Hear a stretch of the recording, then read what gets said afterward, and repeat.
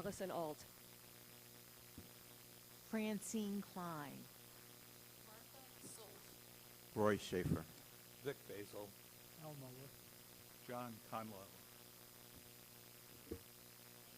Everyone, and to people who are listening remotely, we're really trying to work on the sound, so please be patient, and if you could somehow let the staff know if you can't hear, and if in the room here you can't hear, if you could just raise your hand and we'll try to speak loud. And I'm reminding my fellow council members to speak very closely to the microphone in a louder than normal voice, and please let me know if I'm falling short of that. And perhaps our managers can help remind us to if we're starting to fall off. So the first item on the agenda is an update on Page Park and Red House from our project manager, Mr. Jim Wilson. Thank you, Jim, and for a moment. That means I'm on. Good evening, everybody. Winter looks like it's on its way. Thank you for allowing me to be here. So the couple very minor updates, what we have is it's both Page Park and, right? So Page Park, the permits are in, they're under review. We have evaluated, or from our last discussions, had conversations about the removal of the pergola. And for those who don't recall, the foundations, there were no foundations that were built for the pergola. The county does require foundations and structures, so we have to, in order to correct the current situation, we have to take the pergola down, take the pavers up around every post of the pergola, dig a footing and a foundation, and pour a foundation, and then put the pergola and the pavers back. So we did get last time I kind of gave here's an order of magnitude that I thought it might be, just because I wanted people to understand that this is not a $3,000 or $4,000 or $5,000 kind of thing, and thought it was maybe $30,000 to $40,000. The price came in at $49,000, so right, $49,500 to be exact. So that's the cost of taking it all down, putting aside, digging the footings, getting everything inspected, and to put it back. So we also contacted the civil engineering firm that's doing all of the modifications for the sediment erosion control out there. Also has a landscape architect in their firm, and they have, at our request, we asked them, or I asked them, I said, what would be some of the alternatives if you were going to come and design this space to create an attractive space that could be out there that didn't necessarily have to have a pergola? So they've come up with a couple different ideas of, basically two fundamental ones. One turns it into a lawn, and with some larger trees, a couple of shade type trees, and but in doing it as a lawn, you have to have a fence around the outside edge because the drop is more than 30 inches.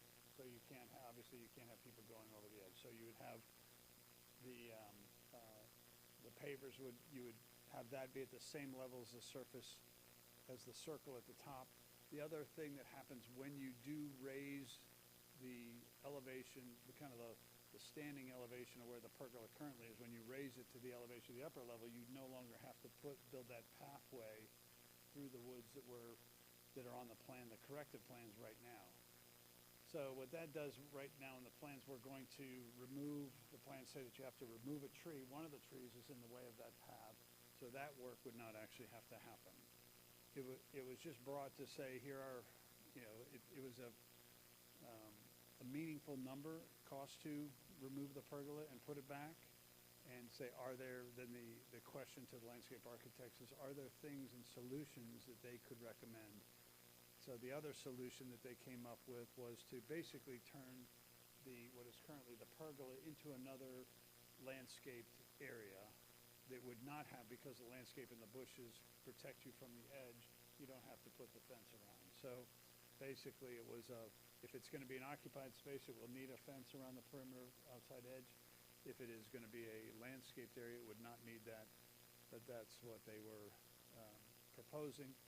And I believe, Julie, I don't know if there was an acceptance of their, they were gonna do some renderings, I don't remember, did that get? We have authorized them to proceed with the renderings. It'll take a couple of weeks for them to get the renderings done, but then we will have them and post them on our website, yes. So that's where we are there. It's not holding up anything in the permitting process. The county is gonna go through their strokes of all the reviews and everything that have to take place, but it is in for permit, and it was just, I brought it to the attention just because it is a big number, and it's not gonna be an inexpensive thing to rework that park. And I understand you also have to work about making a choice, and you're not gonna be able to do that until you get the renderings. Correct. And as you said, the permits.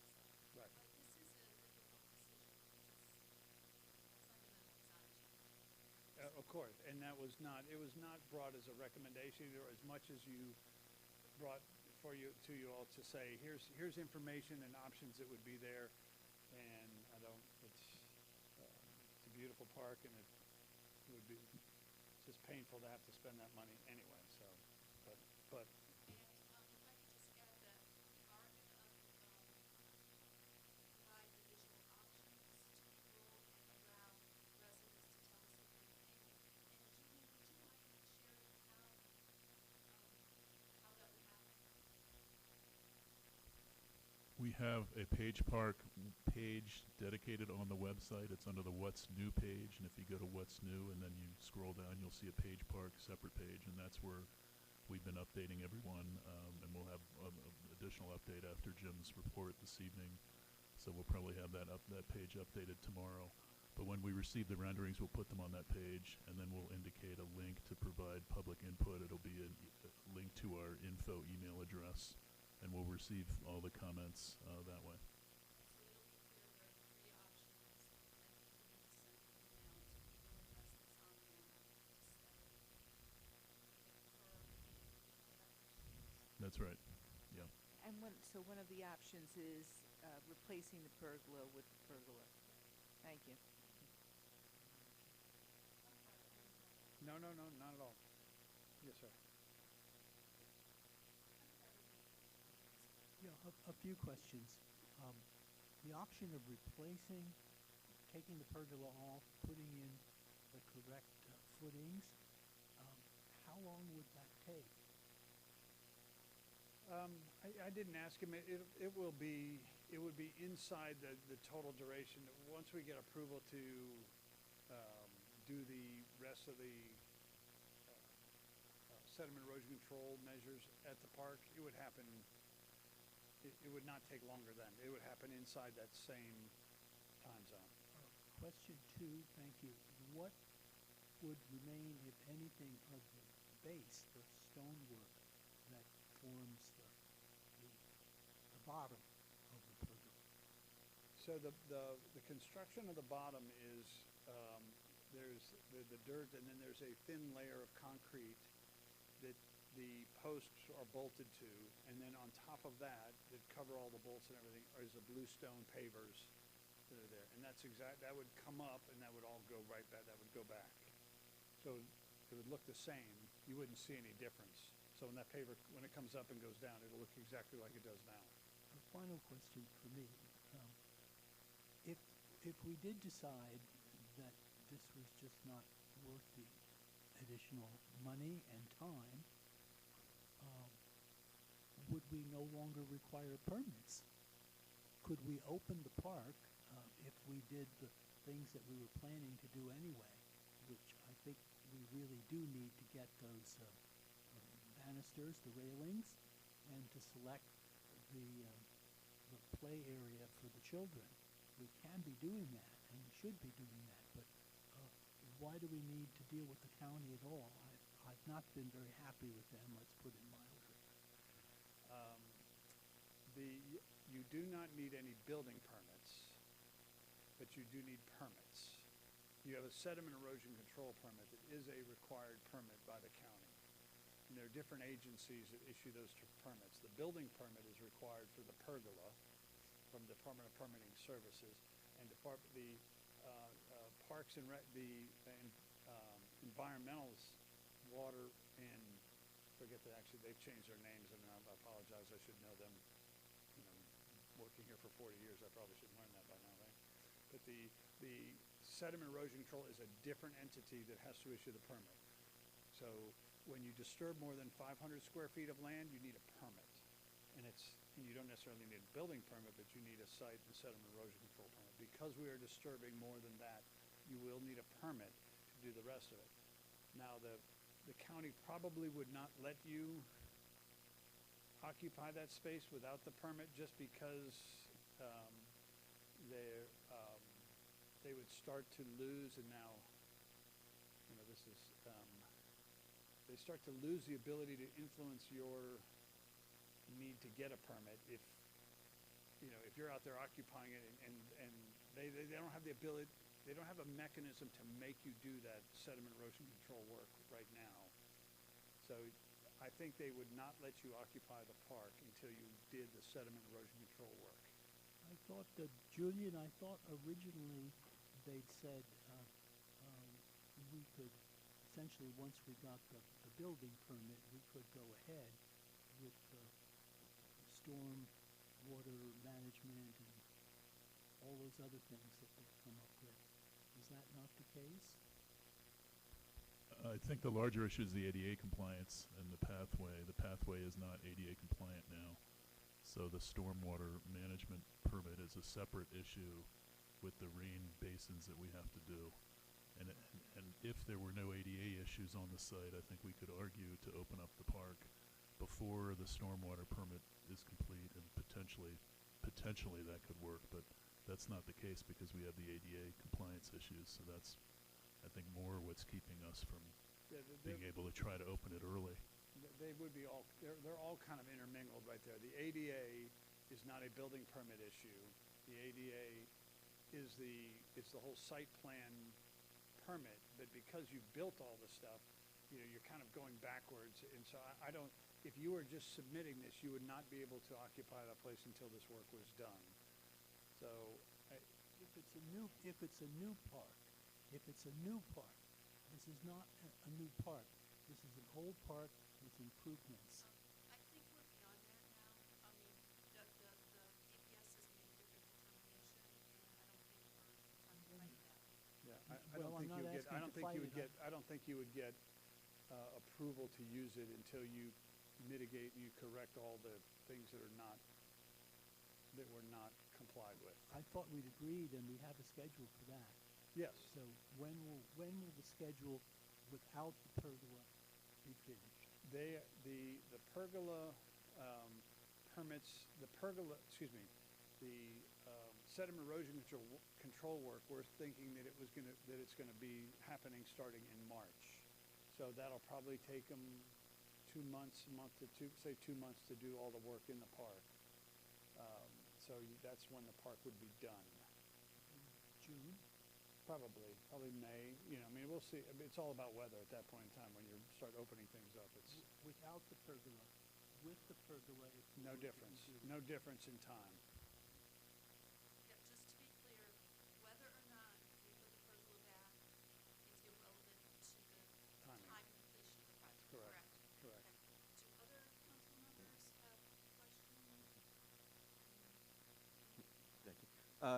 Quick question. I think I know the answer to this, but you said it's $49,500, including putting the pergola back up. If we don't do that, how much less is it? I don't have the price for the whole park yet. That's what I'd have to figure out was. Is it are all the- substantial or? You know, my guess is, let me just think, so if you, that's a really fair question, is what are options, you know, 2 and 3 or whatever the other ones are, cost. I just saw those plans, so I haven't Oh, that, figured that out, but my guess is doing either of those plans is a $10,000 to $15,000 kind of, you know, ballpark of where those other 2 plans are gonna end up. They're not gonna be hugely different in the cost, okay. so. All right, so the savings on not putting the pergola back, we think would cover most of the cost of the other option. Yeah, I think Okay. it would definitely be, yes, it would definitely save you money, Okay. but And the other question is, what we decide, will that affect the sediment plan? no. So we can go ahead with that regardless of what? Yeah, It the doesn't sediment, get held up? once we get our permits, once you get your Okay. permits, right. And how, I think Councilmember Mullet sort of touched on this, but how much time, if any, does it save us to not put the pergola back? None. None. Okay. Yeah, I just wanted to, Yep. Because you can't start, it's gonna happen in the longest path is gonna be doing all the site work. And the pergola, if it takes this long, wherever you do it, you're gonna do it Okay. inside that longest and, path period. and fixing the path to make it actually ADA compliant, because for those who aren't aware, it's not the way it was built. How big a fix is that? So there's a few things. It's the ramp that leads you Right. up to the park that is not ADA compliant. And then there's another walkway that goes to the back that is also not ADA compliant. And your question is how much does it? How, is it a big project, or is it easy fix? Like, do we have to rip the whole path Yeah, out? the walk in the front, because Yeah. they're two very different answers. The path in the back is not complicated, it's not involved. And we may even actually be able to leave it because we're not forced to touch it, we're not having to do something to it. It was kind of say, why don't we fix that? But that actually triggered another, whoever it was who said the county's not their friend. By doing that area, we were working into a stream valley buffer that triggered another set of approvals, so we said, don't touch that path. So we talked last time and said, we're not gonna touch that second half of that path. The walkway up is not an insignificant piece. You gotta pull Yeah. up all the Yeah. pavers, regrade it, pour more concrete, it's a mess. And, and then it's gonna look, Yeah, but there's room to do it. 'Cause Yes, I think you yes. need a very much. Yes. Yeah, okay. Thank you. Any other questions or comments from, Julie? Just a quick comment, Martha, we're getting some feedback that you're not being heard very well, so maybe if you can I'll try to get speak. even closer to the more- mic. Thank you. I don't want to get diseases from this thing, but okay. Any more questions or comments from council? I don't see any. I think we have time for like 2 or 3 questions from the audience. If anyone has one, if they could go to the microphone next to Mr. Wilson. And you better think fast, because I'm going to move on. I don't see anybody. So do you mind moving on to the Red House? Sure. Thank So you. the Red House, the permits have been submitted to the Red House, and we do have a change order that we received from the builder,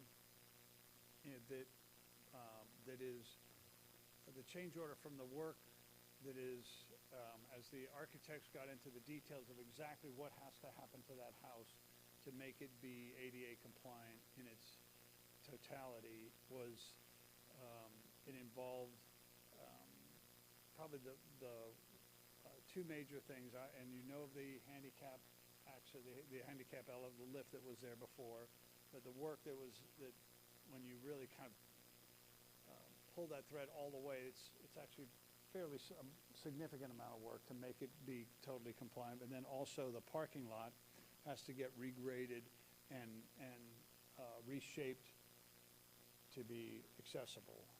So there are some other electrical things that had to take place in the building. Some of the stairs on the back were significantly more, and when all the designs got done, there's a change order of $119, is that right? $119,000 to the original. And I've gone through every line item in it, and, some of them, they were not part of the original scope, and the contractor could not have known. And so I went through each one of them and have, written a memo for my recommendation that it would be approved. Okay. Since this is going to come up later, there's going to be a vote on the change order. While Mr. Wilson's here, if council members would like to ask questions. I think you also brought to our attention, maybe at a committee meeting, that if we ever do something like this again, it's much better to have architectural drawings provided to bidders. Yeah, isn't that what you said? So it would minimize some of these, Yeah, the hard part is how you, how far do you go in the design to have a contractor actually give you a number that has some harder connection to what they're thinking, what they're imagining. So, yeah, the process would be typically is you, you figure out what you want to do, you come up with an architect comes up with a scope,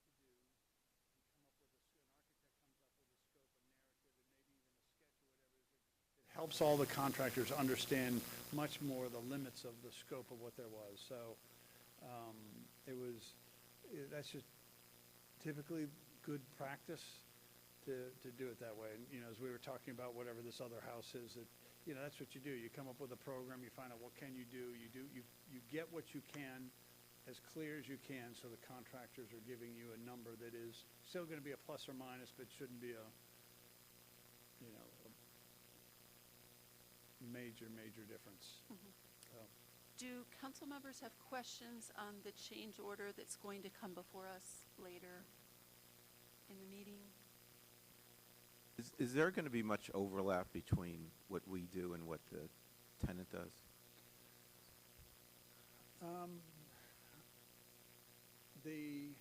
I haven't seen what the tenant drawings, they haven't developed anything, and there are different things. There are a handful of items that are in this change order that I would, they're a little bit gray of whose they are, and I would be inclined to try to get the developer to pay for a couple of them. Well, not maybe $8,000 or $10,000 kind of a thing of total, but I would want the developer to Right. pay some of those. I was asking more about the timing, so maybe we need to talk to them. I don't think, I think not. I think Okay. my recommendation is that we get our work done, get it done, and get out of there, because when they're both going to be there, it's just going to, Okay. And your current estimate of when that work would be complete would be when again?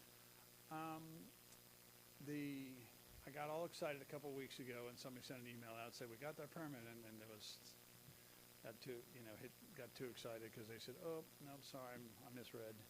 So my guess is you're probably a month or two away from that permit being issued, and, if the change order is signed, I would get moving right away. So, you'd be January, February. Thank you. Any other questions or comments from council members or our managers? Do we want to vote on this now while Jim is here, or do you want to wait until he's not here? That's perfectly fine with me. I have a motion.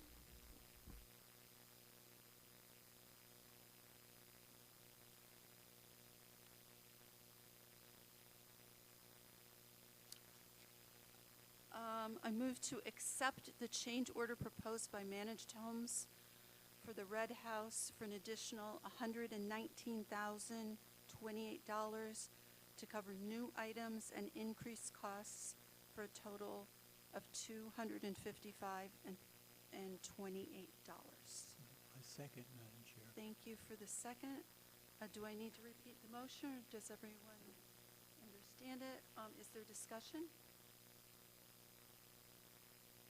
No discussion. I'll repeat the motion to accept the change order proposed by Managed Homes for the Red House for an additional $119,028 to cover new items and increased costs for a total of $255,028. So all in favor, please raise your hand. And I see 7 4s. That means the motion passes unanimously. Thank you. Anything else for Mr. Wilson? Okay, great. Thank you. Thank you all.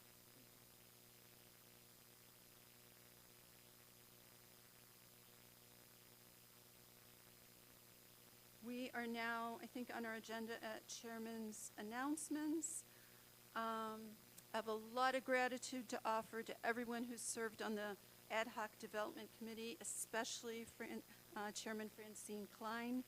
It's really not easy to fully thresh out the views of community members and develop positions when people have as many various opinions as our community does. So thank the whole committee for their collective efforts. I don't know, can I ask, has anybody walked through Humphrey Park in the daylight in the past few days? You might see that it's very much refreshed. Trash cans have been cleaned and one is being replaced. The benches were stained, the steps were, power washed, there's new caulking, and all that is thanks to Julian and Jason for arranging that, and it really looks much nicer. I'd like to let everybody know, and the president of FHNN is right here to acknowledge the end-of-life presentation. It was very, very well attended. That was funded by our new initiatives budget and hosted by FHNN, so thank you for proposing that and pulling it off. It sounds like it was a very successful event and well attended. We've already heard from Jim about this decision we have to make, Mr. Wilson, about the decision we have to make on the pergola, and you'll hear more about that and have options and your ability to offer your opinions. It's not going to be decided in a week, so you'll hear more about that. Excuse me, I have a question. Yes. How long will the survey be up on the web, on our web?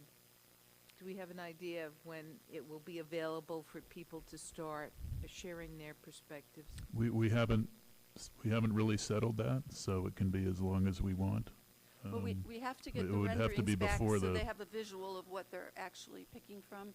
So, And it would be before the December council meeting. We would want to, have a deadline for public input by then, so it could come back to the council at the December meeting. right. And when did you say those renderings would be done? I think they said 2 weeks from this past week, So, so possibly next week. so then theoretically it could be 3 weeks and be done by the council meeting? Could be, yeah. So can we say that's our target? Yeah. And then we'd want, if we'd want everything- all the input before the December 8th Yeah. meeting. Yeah. So that would be the deadline, yeah. Okay, thanks. Now we have comments from the public, and I think that.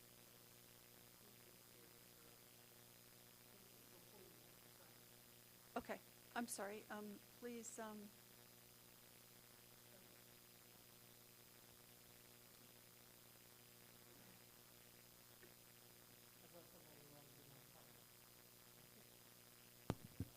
Hi, this is just a notification. This is Marvin Mostow, and I'm Dick Stauffenberger. We're going to have a gathering to protest the a notification of a protest tomorrow honoring veterans. And the purpose of the protest is opposition to the recent cuts to the VA. 80,000 people will be cut back. It's a support your veterans, though. The second part of it is it's also in opposition of the Trump administration misusing the veterans and the military, whether it's invading some of the cities like Chicago and others, or taking illegal action against fishermen off the coast of South America. So we're really just hoping that you all will support us, that some of the people in the audience will support us. We're hoping for a good turnout, even though the weather is working against us. could you, on the first event, could you clarify exactly where and when? It'll be on the corner of Western and Wisconsin, under the Trader Joe's sign. We expect to have a choral group there, and we expect to have a fairly good turnout, we hope. And will you have handouts for people to? It's noon to 1, and Marvin has handouts. About your organizing effort, okay. And the group, our group is called Gray Noise because we have a lot of people who have gray hair. Gray noise, Gray, Gray. okay. We do have younger people, but mostly they're people they're senior citizens who are stepping up. There's a very similar group going to be over in Connecticut Avenue also. Okay, thank you for sharing. Mhm. Thank you.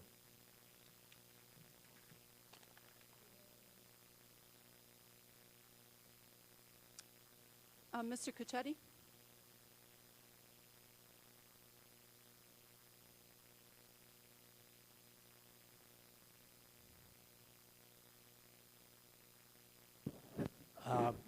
Roger Cochetti, 5500 Friendship Boulevard. I think, as many of you know, the Montgomery County Planning Board will be meeting next week in an important meeting to review the Friendship Heights plan. And the DC Planning Board will be meeting in about a month to do the same thing on the DC side. I wanted to give a quick summary of the views I will be presenting to both, have presented and will be presenting to both. And I want to emphasize at the start, however, that these views were not supported and rejected by the people who joined the Advisory Committee on Development. So, in a sense, you could consider this the minority report of the Advisory Committee. In quick summary, my perspective is that every effort should be made to maximize genuine green space in Friendship Heights and minimize the addition of new concrete and steel structures. This not only will help fight climate change and help bring an end to the heat dome in which we live, but it will also significantly improve the quality of life here. I want to quickly comment on 5 reasons that are normally given for why this is a bad idea.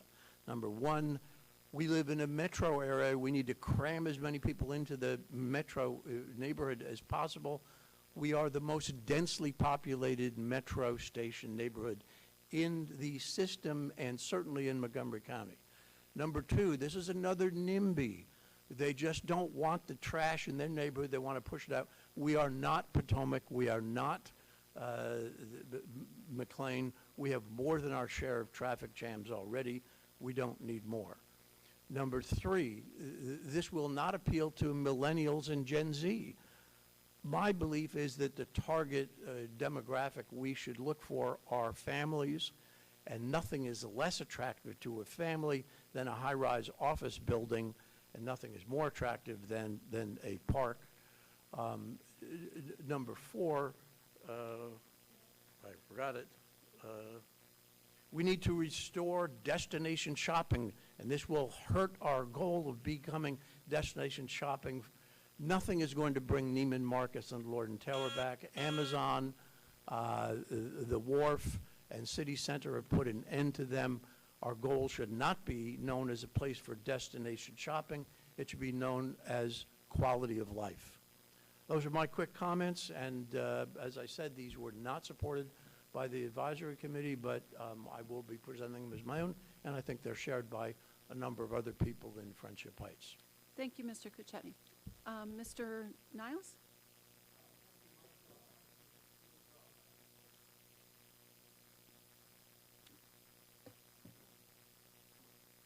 The next on the agenda is the Village Manager's Report. Just very briefly, our new Assistant Program Director, Alex Benson, started last week, and she's working closely with Ann O'Neill, the Program Director, and she will still have some additional training to do through the end of the month, but she's off to a great start, and we welcome her to our team. Thank you. I have 2 questions for you. Would you mind sharing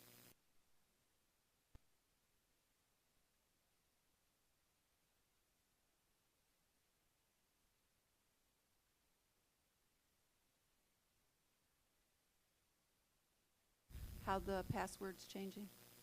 Okay, so fountain repairs, we were going to go out for bid. We're preparing to go out for bid, which we should be able to do this week, to issue an RFP for fountain repairs. We have a number of repairs to do, and including investigating a possible leak, which is separate from the repairs that need to be done. So that will be proceeding.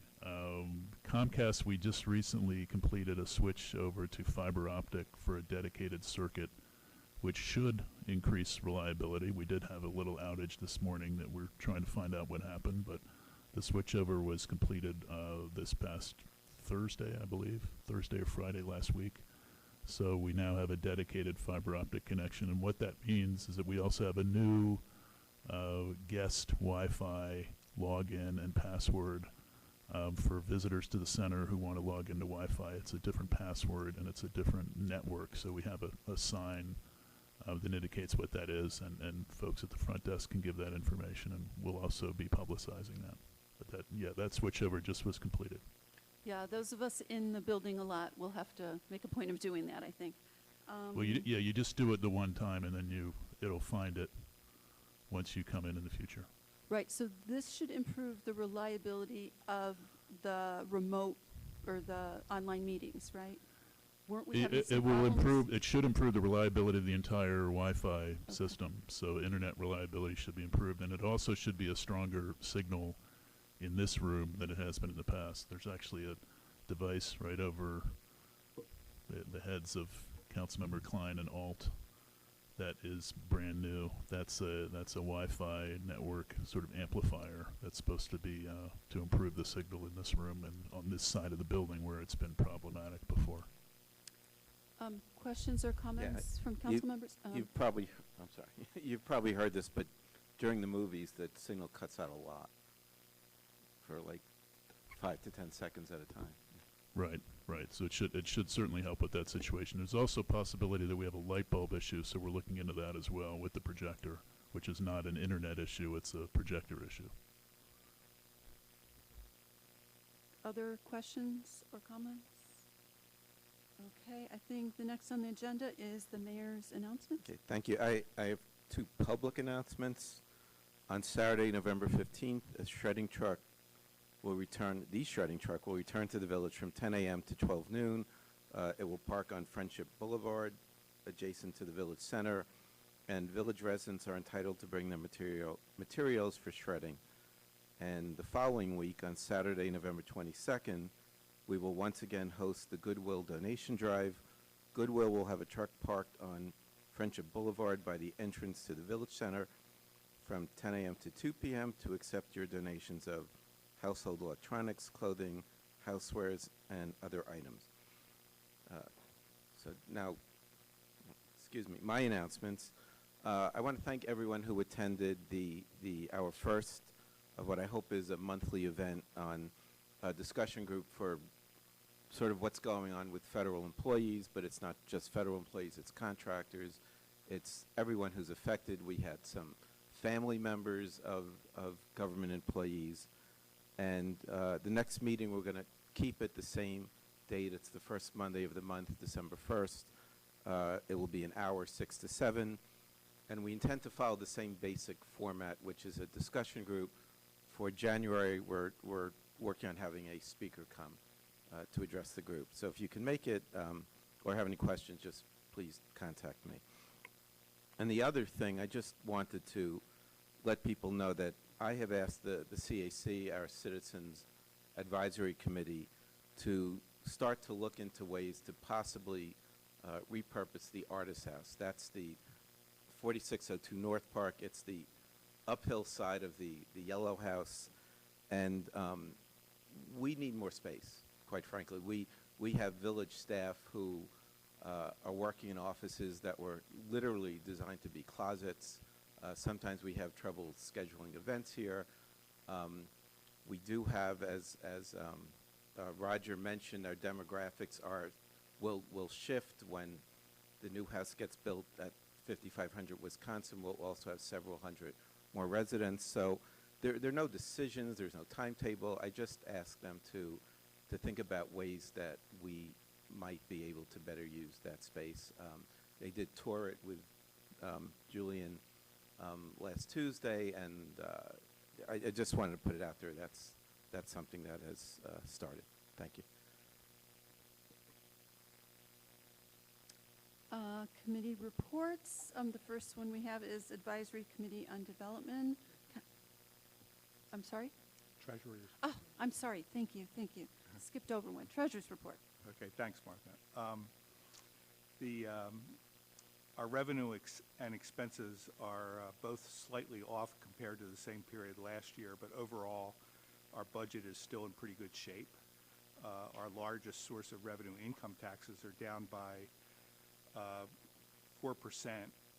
The likely effects of government layoffs and the shutdown do not appear to have fully kicked in as yet. Property taxes are actually up slightly. Interest income is off by about 13,000 or 24% compared to last year because of the decline in rates. On the expenditure side, expenditures are up about 5% or 45,000, with major increases related to building maintenance, primarily related to village maintenance issues at the village center, and a spike in water costs because of the fountain leak that I think was the issue. I think those maintenance costs are likely to moderate going forward, so overall I think our expenditures are pretty much in line with budget. Based on forecasts, we're still on track to stay within budget this year and book a surplus. But the main risk factor remains income tax revenues, and we'll keep a close eye on that. On the capital side, expenditures totaled $61,000 for the first 4 months of the fiscal year through October. The majority of those expenses related to Page Park. As noted earlier, we have additional capital costs coming our way as part of the Red House project, and the village fountain will also likely require some capital work. On the reserve side, we continue to build our reserves. As of October 31st, our reserves totaled just shy of $5 million, up $150,000 from the start of the year. And the only other thing I wanted to ask Julian to, sorry, Julian. I didn't mean to interrupt you. I just wanted to add one item about income tax revenue, just as a preview. Later this month, actually on the 30th of November, we're going to get our first large distribution of income tax for the current fiscal year. We get almost all of our income tax in 4 months, and the first one is November. So that will be a very good sort of barometer for the income tax that we can expect for the rest of this fiscal year, which is, of course, our biggest source of revenue. So it's a pretty good, it should be a good preview of what we can expect. So we will get that on November 30th, and that'll be reflected in next month's accounting report. Thank you. Okay, thanks. Julian, will you also just give a quick update on where the audit report stands? Yeah, the audit was filed. We did get confirmation from the auditor. It was filed this past week. They did require an extension. They didn't end up needing much of the extension, but it was officially due October 31st, and they turned it in on the 6th or the 7th. So it has been completely filed, and we will get the final copy sent to us. Okay, thank you. Okay.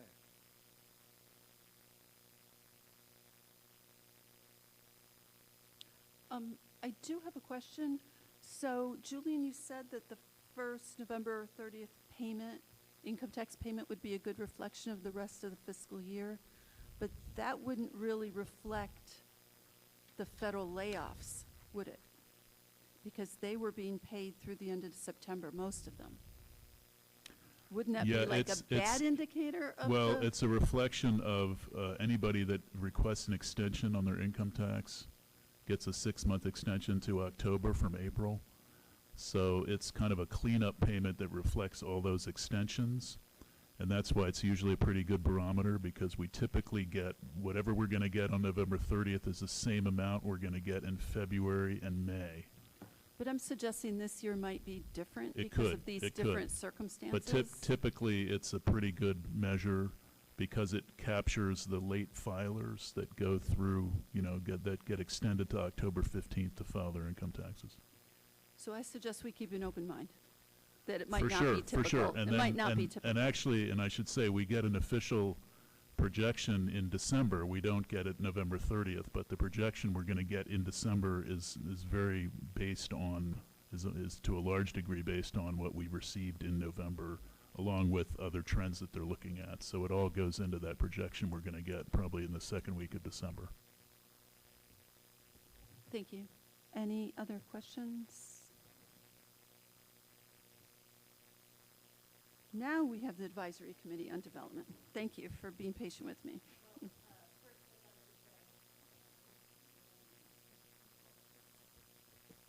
I'd like to thank everyone who's here from the committee. I see several people here from the committee. And I know that for each one of us, it's a labor of love, so I really appreciate your being here. Second, with regard to what Roger had to say, it is true that not every item that anyone suggests has been adopted, but I would say a fair perspective on the committee's work is that we are in favor of maintaining green space, and it certainly has been the perspective of the Village Council that we remind the Montgomery County planning staff of our focus on maintaining green space. And I've heard that from virtually every member of the committee. So it continues to be a top priority. The thing that I wanted to share with the council today is the fact that the committee had prepared a list of amenities that they wanted to suggest for inclusion in the sector plan. And I've shared that list with everyone on the council. And I would like to move that the council accept the Advisory Committee on Development's recommended list of amenities for the Friendship Heights sector plan. And this includes a Montgomery County Public Library, a performing arts center, a public park, and children's play areas and dog park, as well as an aquatic center and tennis complex. And this decision of endorsing these recommendations should be transmitted by letter from the mayor to the Montgomery County Planning Board. So that's my motion. I second. Thank you. So we have a motion and a second. Would you like me to repeat the motion before we discuss? Okay, we'll go ahead. Comments, questions, discussion? I would simply point out, I think that this was unanimous or close to unanimous recommendation from the advisory group. And it wasn't always easy, but I think the ending was very good.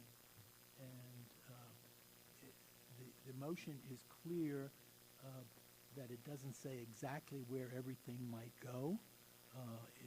It's addressed to the entire sector plan, which includes also Saks, the collection area, and 5550.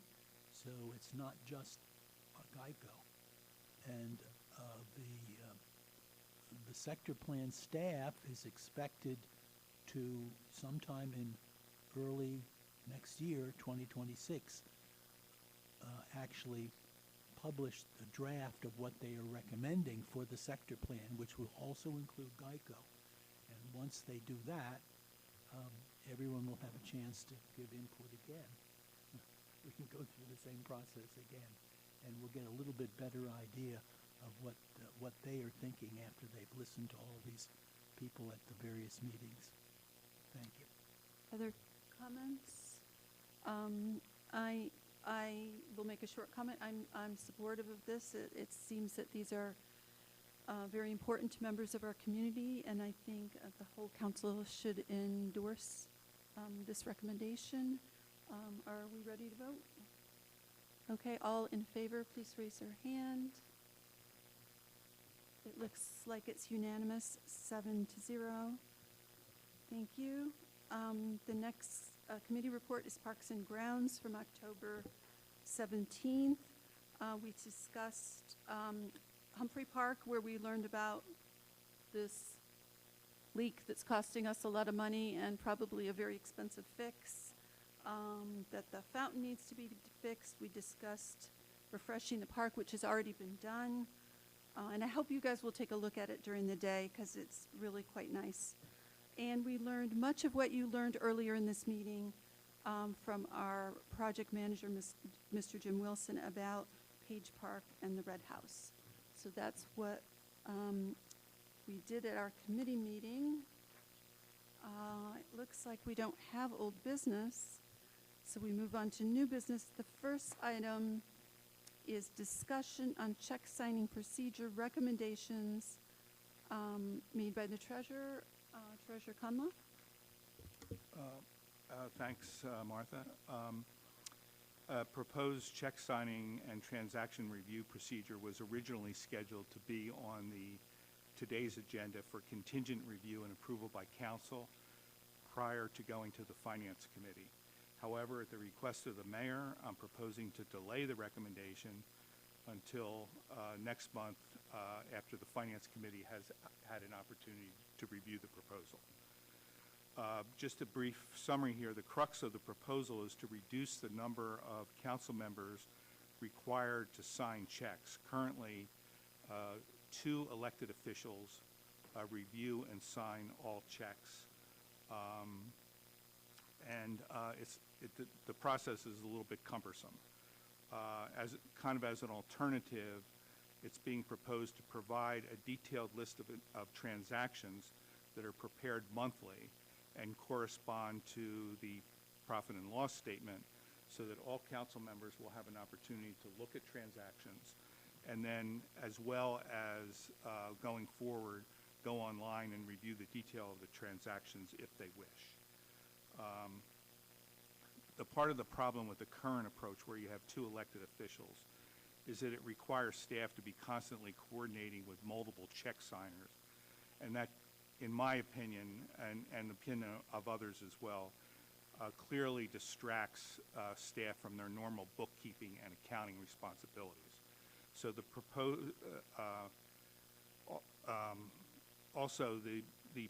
current approach really doesn't facilitate the ability to review all transactions, such as receipts, transfers, and direct debits.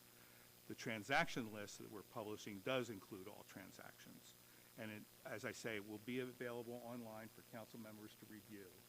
And then as we go forward, also, council members will be able to go online and review the detail of transactions if they wish.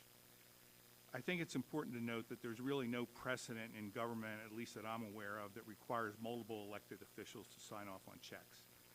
It's typically considered an administrative function subject to periodic review and audit. So the proposed approach is intended to simultaneously reduce the administrative burden on staff and to provide all council members with access to more comprehensive and transparent review process. So that's the proposal. Any thoughts or suggestions? You're going to bring this up to the Finance Committee, Yes. right? And then Yes. you'll be coming, and we'll have another chance to ask questions and Absolutely. so forth. Any other questions or comments now? Okay, thank you. Now, I think it's you, John, the discussion of pedestrian safety study Oh, yeah. project. Maybe you can describe what you're doing, and then Roy will talk about the proposed committee.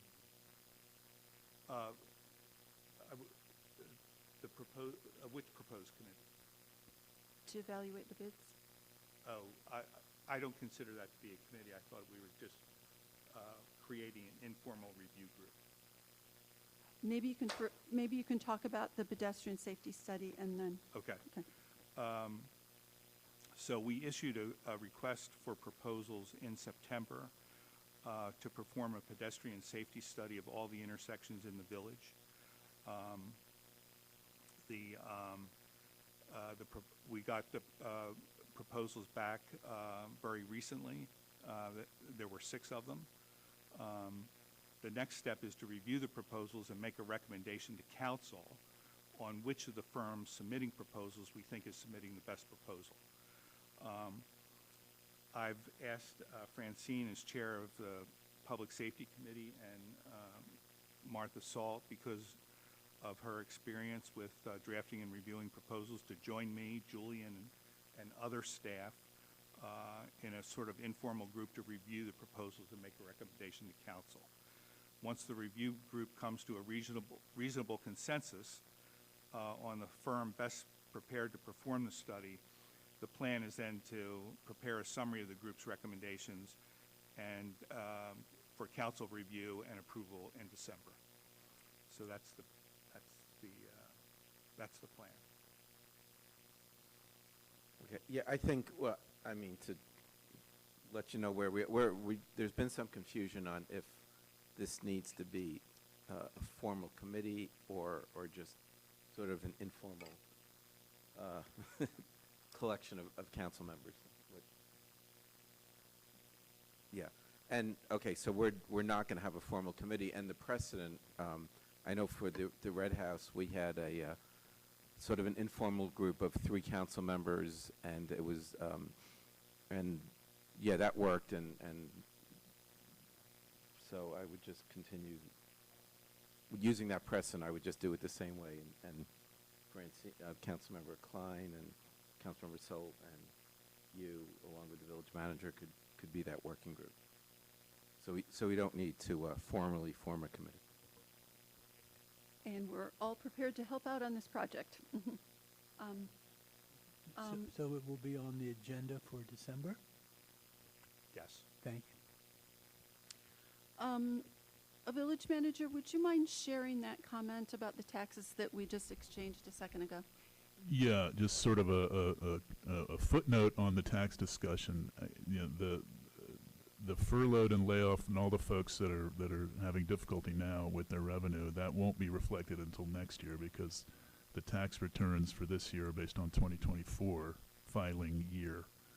So we anticipate next year seeing those effects. I mean, there could be some effects early, but most likely it will be 2026 distributions that will be affected by tax year 2025. But what we're about to get on November 30th is based on tax year 2024, calendar year 2024. Thanks. Julian, could you remind us of what number of particularly wealthy individuals gave us that enormous boost in the income last year? We don't know. Oh, it we was, don't know who they I are. think it was 9, it was 9 Oh. individuals in the top earning category Right. that had a particularly beneficial year for themselves and for village tax purposes. And That they- was last year, and that resulted in a windfall in 1 month's distributions. But that's a very difficult thing to predict, and a very volatile part of our income tax revenue. There's a handful of people at the top of the pyramid whose individual experiences in 1 year can really affect the total that we get. We don't know, of course, if they are still here, but I think it would be fair to presume that the people in that sort of an income level are not the ones likely, sadly, to have lost their positions in the last year. Yeah, but they could easily not be making the same amount of income that they had on a prior year. That's very common, too. We already voted on the Red House change order, so I think we're now ready to go to our last item on the agenda. Mayor, would you like to discuss the new initiatives budget? Yeah, so this is, sorry, this was an expense that was introduced into the budget last year. It was $4,000, and it's meant to be sort of a one-time expense. It could be a project, it could be a capital item that is not typically reflected in the budget elsewhere. What we did last year is we put out an announcement. We had individuals submitted applications. The CAC got applications with personal individual identification items removed and scored it. They made a recommendation to the council. We funded the CAC's top 2 recommendations, which were, as Councilmember Solt mentioned, the end-of-life seminar or seminars. There were 2, right? I think, and the file of life refrigerator magnets. In this year's budget, approved budget, it's been raised to $5,000, and we want to follow. I'm recommending we follow the same procedures, using the same scoring criteria. Julie and I have discussed this. We don't feel, since we're following the same procedures, and the expense has already been approved, that we actually need to vote on it. There's nothing to approve. So if everyone is just in agreement to do it the way we did last year, I think we can just talk about editing last year's announcement, bringing it forward for this year, and releasing it. Can I ask if there's, well, discussion and then just informally, how people feel about just continuing with what we did last year. So discussion. Or Yeah, is- and I would point out that our Friday packets included the announcement from last year. Right. Okay. Councilmember Mueller? We need a summary from the individual or organizations that sponsored the last two successful events. That's part of the protocol. We need to know how many people.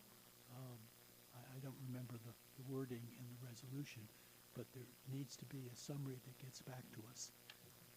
And number two, I was a little confused since I was, the mayor will remember, I was the liaison that you asked to be at the last meeting.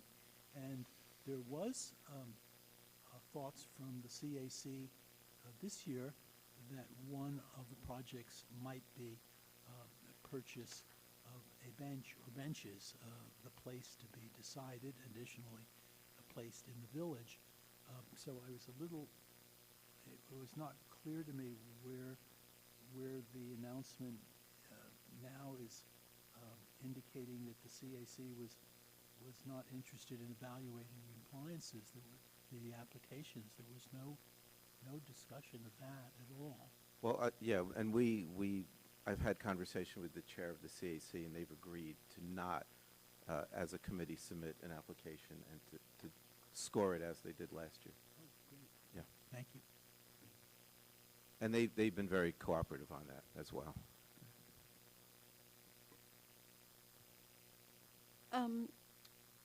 I don't see in the write-up that there's a requirement to send a summary after the project was complete.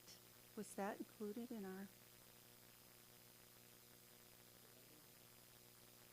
I don't have it in front of me, but It's in the book, but I don't see it here. I looked at it before coming here.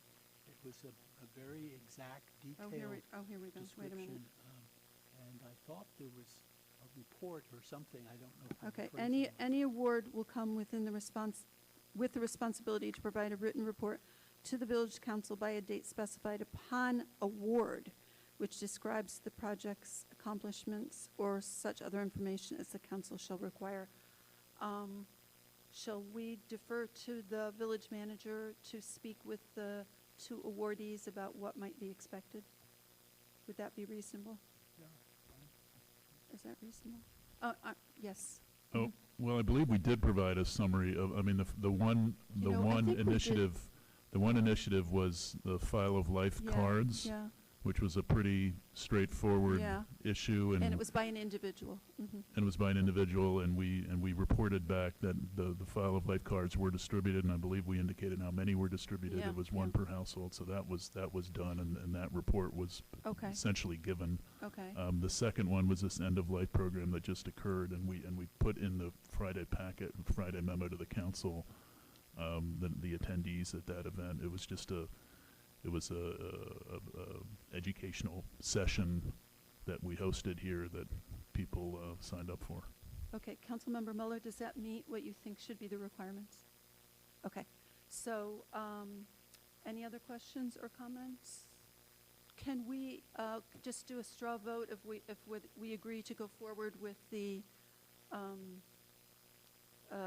project as its, announcement as it's laid out already? If you agree, could you raise your hand? We're not counting a vote or anything. Okay, it sounds like it's a good idea to move forward with the write-up. We're going to have a few edits, but yeah. And then we will announce this in the December newsletter and website and social media and everything else. Yeah. Mhm. Thank you. Anything else? Otherwise, I think we're ready to adjourn. Okay, we are done our meeting. We actually, Robert's Rules of Order says you don't need a motion to adjourn. Okay. Okay. Thank you.